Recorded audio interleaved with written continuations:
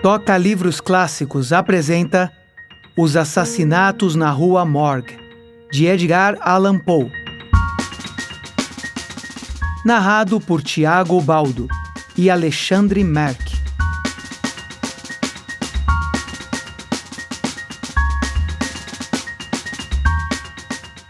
Os Assassinatos na Rua Morgue. Que música as sereias cantaram? Ou que nome Aquiles assumiu quando se escondeu entre as mulheres?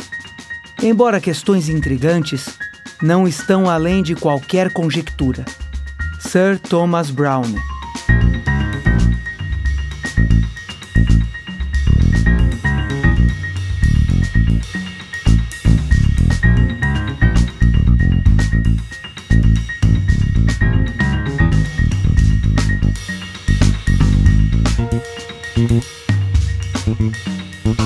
Os traços mentais tidos como analíticos são, em si mesmos, os menos suscetíveis à análise. Só apreciamos seus efeitos.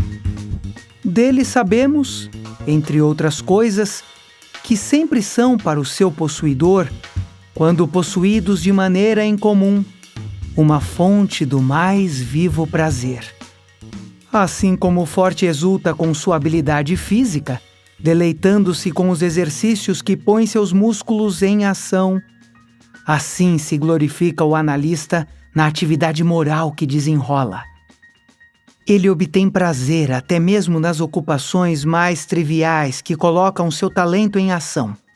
Ele adora enigmas, charadas, criptogramas, exibindo em suas soluções um grau de perspicácia quase sobrenatural para nossa compreensão ordinária. Seus resultados, produzidos pela própria alma e essência do método, têm, na verdade, toda a aparência de intuição. A capacidade de resolução é possivelmente muito fortalecida pelo estudo matemático, em especial por aquele ramo mais elevado que, de forma injusta e apenas por conta de suas operações retrógradas, foi chamado de análise. No entanto, calcular não é analisar em si. Um jogador de xadrez, por exemplo, faz um sem esforçar com o outro. Conclui-se que o jogo de xadrez, nos seus efeitos sobre a mente, é muito mal compreendido. Não estou escrevendo um tratado, apenas prefaciando uma narrativa peculiar com observações muito aleatórias. Aproveitarei, portanto, a ocasião para afirmar que os poderes superiores do intelecto reflexivo são mais decidida e proveitosamente absorvidos em um despretensioso jogo de damas do que por toda a elaborada frivolidade do xadrez. Neste último, onde as peças têm movimentos diversos e bizarros, com valores diversos e variáveis, o que é apenas complexo se confunde, um erro nada incomum, com o que é profundo. A atenção é aqui muito acionada. Se falhar por um instante, um descuido acontece, resultando em lesão ou derrota. Sendo os movimentos possíveis não apenas múltiplos, mas involutos, as chances de tais omissões são multiplicadas. E em 9 a cada 10 partidas é o jogador mais concentrado e não o mais arguto que vence.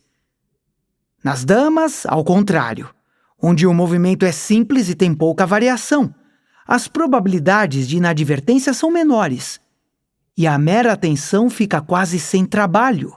As vantagens obtidas por qualquer uma das partes são beneficiadas por uma perspicácia superior. Sendo menos abstrato, suponhamos um jogo de damas onde as peças são reduzidas a 4 damas e onde, claro, nenhum descuido é esperado. Obviamente, a vitória só pode ser decidida se os jogadores forem iguais, por um movimento estudado, resultado de um grande esforço intelectual. Sem os recursos mais comuns, o analítico se joga no espírito de seu oponente, identifica-se com ele, e não raro, vê à primeira vista os únicos métodos, que às vezes são, na verdade, demasiado simples, pelos quais ele pode ser induzido ao erro ou a apressar-se. Há muito se sabe sobre a influência do whist sobre o chamado poder de cálculo. E homens da mais alta inteligência foram conhecidos por terem um prazer aparentemente inexplicável neste jogo, enquanto evitam o xadrez como frívolo. Sem dúvida, não há nada de natureza semelhante que atribua tantas tarefas à faculdade de análise. O melhor jogador de xadrez da cristandade pode ser pouco mais do que o melhor jogador de xadrez. Mas a proficiência em whist implica a capacidade de sucesso em todos os empreendimentos mais importantes em que a mente luta com a mente. Ao falar em proficiência, refiro-me àquela perfeição no jogo que inclui a compreensão de todas as fontes das quais uma vantagem legítima pode ser obtida. Estas são múltiplas e também multiformes, e frequentemente ficam entre recessos do pensamento inacessíveis ao entendimento comum. Observar com atenção é lembrar distintamente, e o jogador de xadrez concentrado se sairá muito bem no whist. Enquanto as regras de Hoyle, baseadas no mecanismo do jogo, são suficientemente compreensíveis no geral. Assim, ter uma memória atenta e agir de acordo com as regras são pontos considerados fundamentais para um bom jogador. Mas é em questões além dos limites da mera regra que a habilidade do analista é evidenciada. Ele faz, em silêncio, uma série de observações e inferências. Talvez o mesmo seja feito por seus companheiros. E a diferença na extensão das informações obtidas não reside tanto na validade da inferência quanto na qualidade da observação. O conhecimento necessário é o sobre o que observar. Nosso jogador não se limita de forma alguma nem rejeita deduções de coisas externas ao jogo. Examina o semblante de seu parceiro, comparando-o com o de cada um de seus oponentes.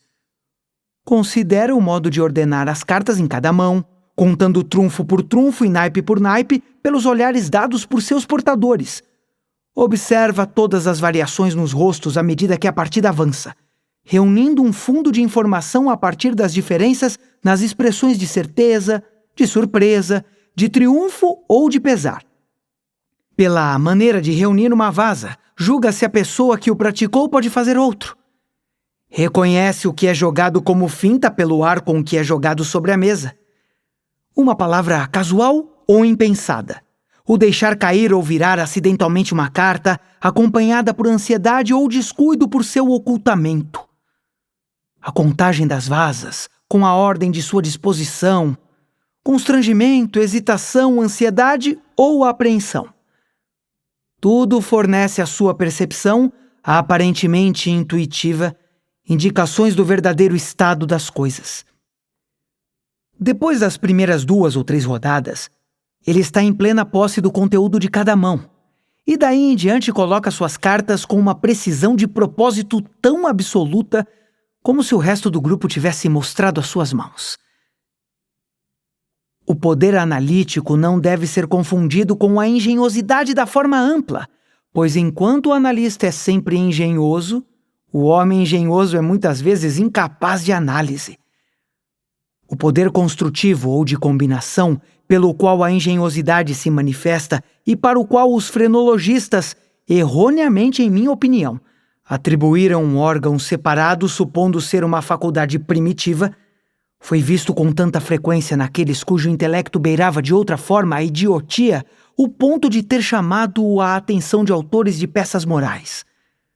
Entre a engenhosidade e a capacidade analítica, existe uma diferença muito maior de fato do que entre a fantasia e a imaginação, mas de caráter análogo.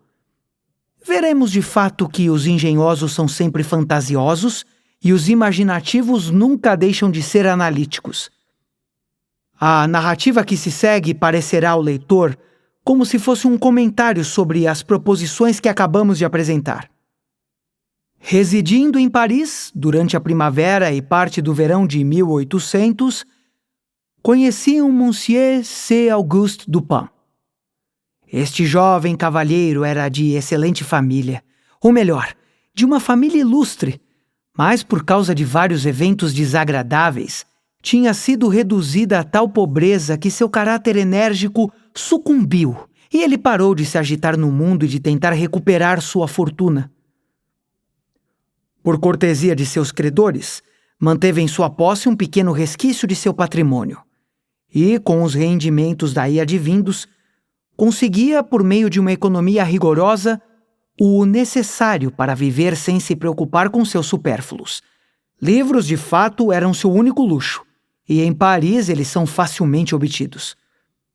Nosso primeiro encontro foi em uma biblioteca obscura da rua Montmartre, onde o acaso de estarmos em busca do mesmo volume muito raro e notável nos aproximou em união mais próxima. Depois nos vimos várias vezes. Fiquei profundamente interessado na história da família, que ele me detalhou com toda a franqueza dos franceses sempre que a conversa é sobre si mesmo. Fiquei surpreso também com a vasta extensão de suas leituras e, acima de tudo, senti minha alma inflamada pelo fervor selvagem e o vivo frescor de sua imaginação. Buscando em Paris os objetos que então procurava, senti que a companhia de um homem daqueles seria um tesouro inestimável. Confiei com toda a honestidade esse sentimento a ele. Por fim, ficou combinado que viveríamos juntos durante minha estada na cidade. E como minhas circunstâncias mundanas eram um pouco menos constrangedoras, fui autorizado a pagar o aluguel e a mobília em um estilo que se adequava à penumbra bastante fantasiosa de nosso temperamento comum. Uma mansão desgastada pelo tempo e grotesca, há muito abandonada por causa de superstições que não investigamos, e se encaminhando para a ruína final em uma parte isolada e deserta do Faubourg Saint-Germain. Ah, se a rotina de nossa vida neste lugar fosse conhecida pelo mundo, seríamos considerados loucos, embora talvez inofensivos. Nossa reclusão era perfeita. Não admitíamos visitantes.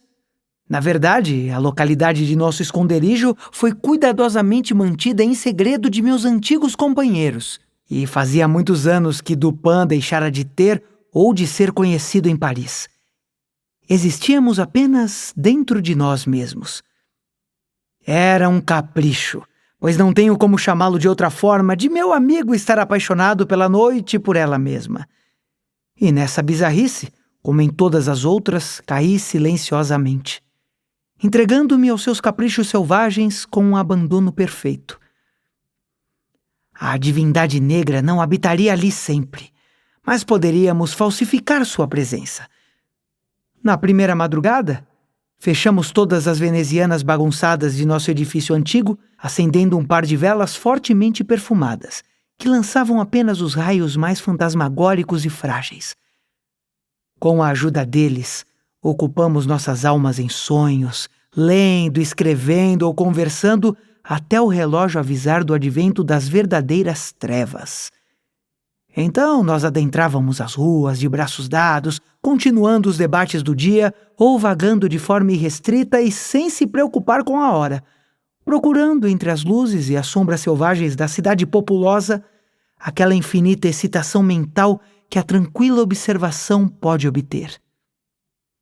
Nessas ocasiões, não pude deixar de observar e admirar, embora esperasse isso por causa de sua rica idealidade, uma habilidade analítica peculiar em Dupin. Ele parecia também ter um grande prazer em seu exercício, ou talvez mais precisamente em sua exibição, e não hesitou em confessar o prazer assim obtido. Ele se gabou comigo, em uma risada baixa e risonha que, para ele, a maioria dos homens usava janelas no peito e costumava seguir tais afirmações com provas diretas e muito surpreendentes de seu conhecimento íntimo de mim mesmo. Suas maneiras nesses momentos eram frias e abstratas. Seus olhos vazios de expressão, enquanto sua voz, geralmente um tenor rico, elevava-se a um tom agudo que soaria petulante não fosse a deliberação e a clareza da enunciação. Observando-o nesse estado de espírito, muitas vezes me detive refletindo sobre a velha filosofia da alma bipartida, e me divertia com a fantasia de um duplo Dupin, o criativo e o resoluto. Não suponham, pelo que acabei de dizer, que estou detalhando algum mistério ou escrevendo algum romance. O que descrevi do francês foi só o resultado de uma inteligência excitada, ou talvez doentia. Mas do caráter de suas observações nesse momento, creio que um exemplo transmitirá melhor a ideia. Certa noite, estávamos passeando por uma rua longa e suja nos arredores do Palácio Real. Estando ambos ocupados pensando, nenhum de nós havia falado uma sílaba nos últimos 15 minutos. De repente, Dupin irrompeu com estas palavras. É um sujeito muito pequeno, isso é verdade. E seria melhor no teatro de variedades. Não há dúvidas disso. Respondi involuntariamente, sem notar a princípio, imerso em reflexões, a maneira extraordinária como o orador havia inferido em minhas meditações. Um instante depois, eu me recompus e meu espanto foi profundo. Dupin, disse sério, isso está além da minha compreensão.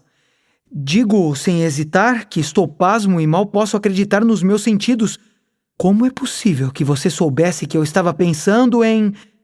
Fiz uma pausa, para verificar sem sombra de dúvida se ele realmente sabia em que eu pensava. De Chantilly. Disse ele. Por que parou?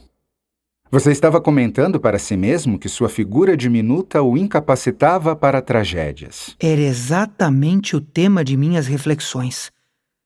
Chantilly era um ex-sapateiro da rua Saint-Denis que, louco pelo palco, tentou o papel de Xerxes na assim chamada tragédia de Crébillon e foi notoriamente ridicularizado por seus esforços. Diga-me, pelo amor de Deus, o método, se existe, pelo qual foi capaz de sondar minha alma nesse assunto.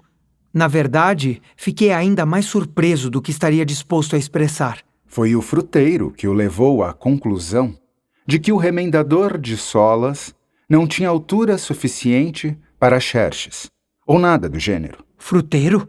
Você me assusta assim. Não conheço fruteiro algum. O homem que veio na sua direção quando entramos na rua, uns 15 minutos atrás, talvez. Lembrei-me que, de fato, um fruteiro carregando na cabeça uma grande cesta de maçãs quase me jogou no chão por acidente quando passamos da rua C, para a via pública onde estávamos. Mas não conseguia entender o que isso teria a ver com Chantilly. Não havia uma migalha de charlatanismo em Dupin.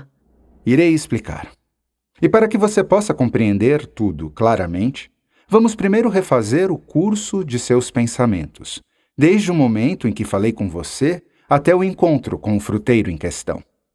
Os principais elos da corrente são Chantilly, Orion, Dr. Nichols, Epicuro, Estereotomia, as pedras da rua, o fruteiro. Existem poucas pessoas que não tenham em algum momento da sua vida se divertido refazendo os passos pelos quais alcançou determinadas conclusões. Em geral, é uma atividade interessante. E aquele que tenta pela primeira vez fica surpreso com a distância e incoerência aparentemente ilimitada entre o ponto de partida e a meta. Qual não foi o meu espanto ao ouvir o francês falar aquilo e não pude deixar de reconhecer que havia dito a verdade. Ele continuou. Estávamos falando de cavalos, se bem me lembro, pouco antes de sair da rua C. Foi o último assunto que discutimos.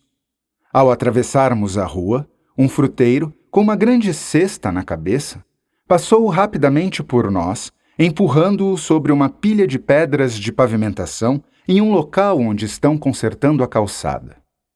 Você pisou em um dos fragmentos soltos, escorregou, torceu levemente o tornozelo, ficou irritado ou mal-humorado, murmurou alguma coisa, virou-se para olhar para as pedras e depois continuou em silêncio. Eu não estava atento a você, mas a observação tornou-se para mim uma espécie de necessidade. Você manteve os olhos no chão, olhando com expressão petulante para os buracos e sulcos do pavimento, ou seja, ainda pensava nas pedras, até chegarmos à viela chamada Lamartine, que foi pavimentada, a título experimental, com sobreposições e blocos rebitados. Aqui seu semblante iluminou-se, e ao perceber seus lábios se movendo, não tive dúvidas de que murmurou a palavra estereotomia, termo aplicado com bastante afetação a este tipo de pavimento. Você não diria para si mesmo estereotomia sem pensar em atomias e, portanto, nas teorias de Epicuro. Uma vez que, ao discutirmos este assunto algum tempo atrás, mencionei a você a singularidade, mesmo que pouco notada, das vagas suposições daquele nobre grego terem sido confirmadas na cosmogonia nebular, percebi que você não poderia evitar olhar para cima, para a grande nebulosa de Orion, e esperava que você o fizesse. Você olhou e eu estava certo de ter seguido corretamente seus passos. Mas naquela tirada amarga sobre Chantilly, que apareceu no museu de ontem, o satírico, fazendo algumas alusões vergonhosas à mudança de nome do sapateiro ao assumir o coturno, citou uma linha latina sobre a qual conversamos com frequência: Perditit antiquum littera prima sonum. As antigas letras perderam o seu som primitivo. Eu disse que ela se referia a Orion, anteriormente escrito Urion, e por certas pungências relacionadas a esta explicação, estava certo de que você não poderia ter esquecido. Estava claro, portanto, que você não deixaria de combinar as ideias de Orion e Chantilly, e assim o fez, vi pelo sorriso que passou por seus lábios. Você pensou na imolação do pobre sapateiro. Até então andou curvado, mas vi você se erguer em toda a sua altura. Tive certeza de que você refletiu sobre a figura diminuta de Chantilly. Nesse ponto, interrompi suas meditações para observar que, sendo um sujeito pequenininho, o tal Chantilly se sairia melhor no teatro de variedades. Pouco depois disso, estávamos examinando uma edição noturna de Diário de Tribunais, quando os parágrafos seguintes chamaram nossa atenção. Assassinatos extraordinários. Esta manhã, por volta das 3 horas, os habitantes do bairro St. Roch foram acordados por uma sucessão de gritos terríveis, emitidos aparentemente do quarto andar de uma casa na rua Morgue, conhecida por ser ocupada apenas por Madame L'Espanaye e sua filha, Mademoiselle Camille L'Espanaye. Depois de alguma demora, causada pela tentativa infrutífera de conseguir admissão da maneira usual, o portão foi arrombado com um pé de cabra e entraram 8 ou 10 dos vizinhos, acompanhados por 2 gendarmes. A essa altura, os gritos haviam cessado.